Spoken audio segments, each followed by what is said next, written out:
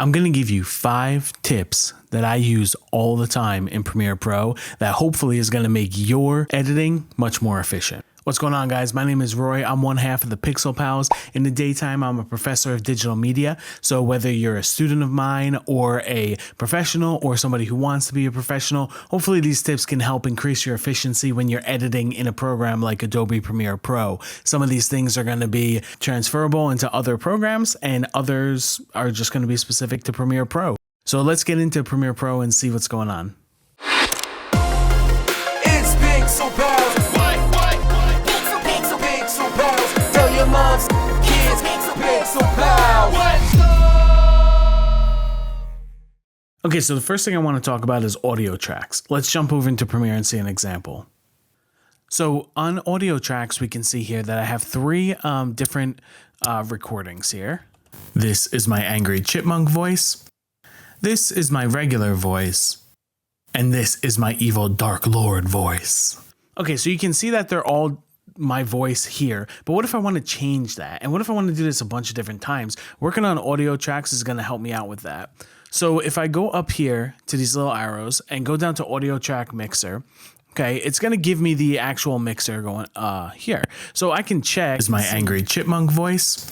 And you see the different audio tracks are lined up with where the audio is coming from. Right now, they're all on audio track 2, which I labeled down here as vocals. But I want to make this angry chipmunk voice and the Dark Lord voice, which are just 2 presets in Premiere so I can use. There's this little arrow up here. It took me a while to find that when this first came out. I don't know why. But this arrow up here, I'm going to go ahead and click, and it's going to allow me to add different edits to those tracks, and it's going to affect everything that is on this track. So what I did was I named this first one this angry chipmunk. So I added parametric equalizer and single band compressors. I usually do that on all my voiceovers here just to enhance the voiceover. I didn't add a pitch shifter here because I wanted the second audio track to be something similar to my voice, pretty much exactly what my voice is. And I'm going to add a pitch shifter to the first track and the third track. What you can see is if I double click on this pitch shifter, I just changed the preset to this angry gerbil and maybe adjusted the settings a little bit. Same thing on this one. I changed the preset to this Dark Lord, adjusted the presets. And what happens now is those tracks, audio tracks, anything that is on that audio track is going to get applied here. So let me go ahead and move this audio track up to 1, which is the angry chipmunk, and I'm going to move this one down to audio track 3, which is the Dark Lord. And if I go ahead and play this through again, this is my angry chipmunk voice. This is my regular voice. And this is my evil Dark Lord voice.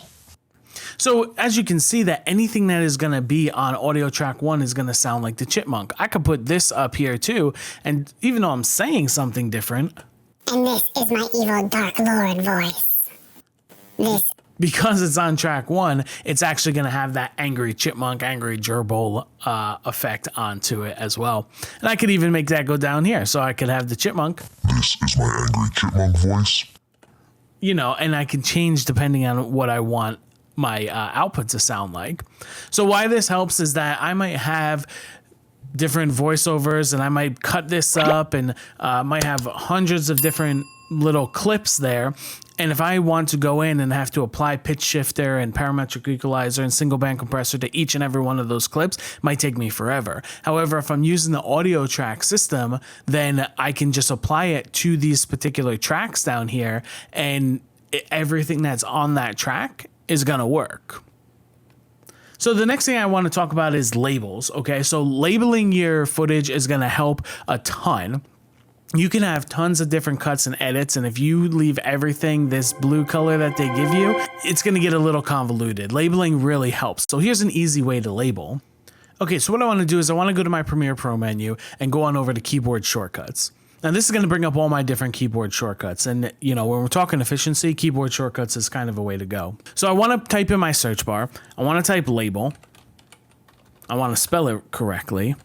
Okay, and then what I want to do is in this edit menu, you see that I have all the different colors down here, and right now they have no shortcuts assigned to them. So what I like to do is at least take 2 of these. So they're all, you know, if they all default as the blue, that's fine. But I want to go over and go to like lavender, okay, something I know, hit the shortcut, and I'm going to change that to F2. And then I want to take something else. I like using mango. and I want to hit F3. So now all I have to do is when I click on a file down here, if I hit F2, it's going to change to lavender. If I hit F3, it's going to change to mango. So what I can do is I can pull these in and just go ahead and click and change them to whatever I want them to be. If I know that I want my angry gerbil voice being mango, every time I use that angry gerbil voice, I could just go ahead and hit F2 and it makes it so much quicker. So this is actually a quick and easy way that all you have to do is remember F2 and F3, and that gives you 2 more labels, and it's much easier than right-clicking and going through it that way. Tip number 3 we're going to talk about is proxies. Now, proxies are one of the biggest things that Premiere has really added in that makes editing so much more efficient. Okay, so let's take a look at what I got. So here's my folder here. I have some football videos, and they're all 4K videos. And if I go ahead and take them all and drag them down to a timeline, you know, it's going to be okay for right now. However, I want to make sure that I'm working in proxies, because if I start editing these and adding more graphics and effects and transitions and all that type of stuff, it's going to become a problem. So let me go ahead and undo that real quick. And what we see is if I go ahead and just highlight all of these and I right click on them, there's an option for proxy. So if all I have to do is go to create proxy, okay? And what it's gonna do is it's gonna allow me to change my frame size. Okay, so I want that to be probably quarter, right? I think working in 720p is much more efficient than working in 4K. And you could change that. You want QuickTime, you want H.264, whatever you want, whatever's working best for your workflow. You can watermark them if you want. And then location next to original media in proxy folder. That might be a good idea. However, what this is if you're like me and keeps my videos on a server, I don't necessarily want to keep the proxies with the server. I want to keep the proxies with the project. So I could go here and click on the actual project. And once the proxies are done encoding through Adobe Media Encoder, you'll see that there's a proxy status here. You can go ahead and click on here. Once you drag this file in, you can see if you're using proxies or not. It's not being used. If I go ahead and click this plus sign here and find my proxies, my toggle proxy switch, I can add that to it. Just dragging it down here and hit OK, and then go ahead and toggle proxies. Now, when you look over here, you see that the proxies are actually on. You'll know that because now the footage should run pretty smooth, but also it's going to have obviously less quality here. So this will really help speed things up, especially when you're working with tons of 4K footage or 8K footage nowadays. You know, these are big files, and unless you have these supercomputers, it's going to be very difficult to edit on them. So tip number 4 that I'm going to talk about is utilizing one of my favorite functions and favorite effects is the track matte key. The track matte key is basically going to allow you to track either the white or the black area of a certain image, and that could be a video as well too, but let's just use an image for example here. So let's say I want to go ahead and take this video and place that down, and I want to transition into this video. Okay, so normally I could go here and then maybe add an effect in between the two of them and crossfade, something like that, but I want to get a little bit more creative with things, and I want to have a little bit more control. So what I can do is I can now overlap these, and then they're just going to still jump cut. Right? Not exactly what I'm looking for, but I want to use something like this, the circle mask, in order to change my transition. So what I got to do is, number 1, I got to size the circle mask to what I want it to be. And then I have to go ahead and use the track matte key. So I'm going to go to effects, and you can search track, and it's going to come up. It's right here under keying, track matte key. And you're going to apply that to the video clip that you want to track. So when I go here, you know, this is not a transparent image. It's just a black and white circle right there. So as you can see, all you can see is this circle. When I click on this, I'm going to go over to matte, and I'm going to change it to video 3 because that's the layer that this is on. Right? So as you can see, it looks kind of lots going on here. No circle, no nothing. You don't see what's happening. But that's matte alpha. Watch when I change this to matte luma. Now we have this circle inside of this other video here. Why? Is because you're seeing the circle, which is acting as a mask to this video 2 layer, and this video 3 layer is playing behind it. So if you see, it still runs as a cut, a jump cut there. Maybe not so great. However, whatever I do here now, I can add all kinds of different effects to it. Let's just add a simple scaling effect to it, and I'm going to make it So it pulls in. Now what you'll see is when I play this, I just get a cool little transition like that. And you can use that with any black and white video as well too. And that'll add some cool different transitions. You could do smoke transitions. You can do different shape transitions. You could do animation transitions. Any of that is actually going to work for your track map.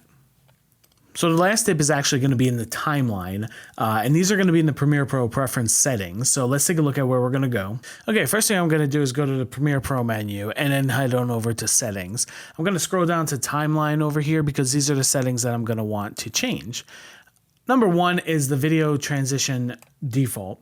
Okay, a lot of times when you're adding in a video transition, if I go down here to video, let's go ahead and add one in, and I will go over to effects and search up video transitions here.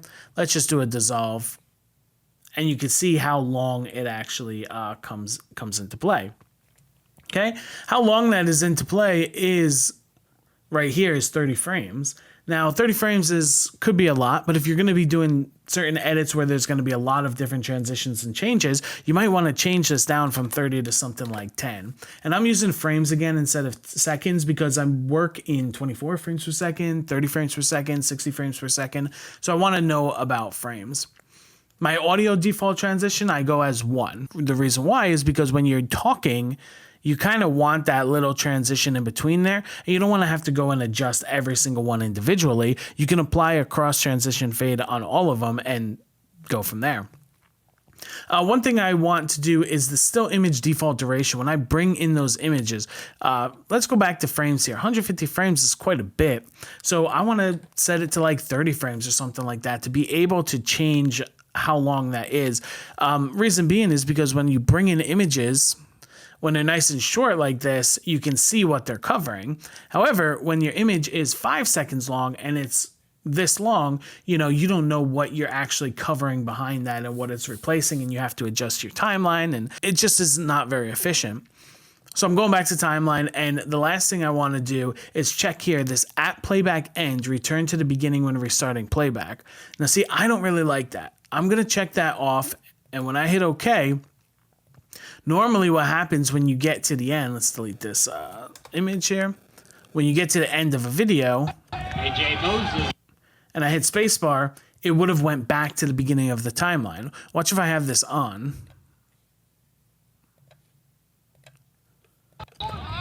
Okay, it's going to get to the end and stop. When I hit spacebar, it's jumping back to the beginning of the timeline. I can tell you how many times I'm in a 40, 50-minute video and I accidentally push spacebar at the end just to see the end of the transition or something like that, and bam, I'm back at the beginning of the timeline. Now I have to go back and find everything. I don't like Premiere changing the timeline when I don't tell it to. So if I go to timeline here and I turn that off, now when I hit OK, I can go to the very end. And when this ends, I hit spacebar. It's not going to continue playing. It's done. It stays there. It doesn't move my timeline. So hopefully these tips help you out and become a more efficient Premiere Pro editor. There's tons of stuff in Premiere. It's a huge program. It's a hugely powerful tool that I'll continue making videos for more things like this. If not, we'll see you on Friday for the pod.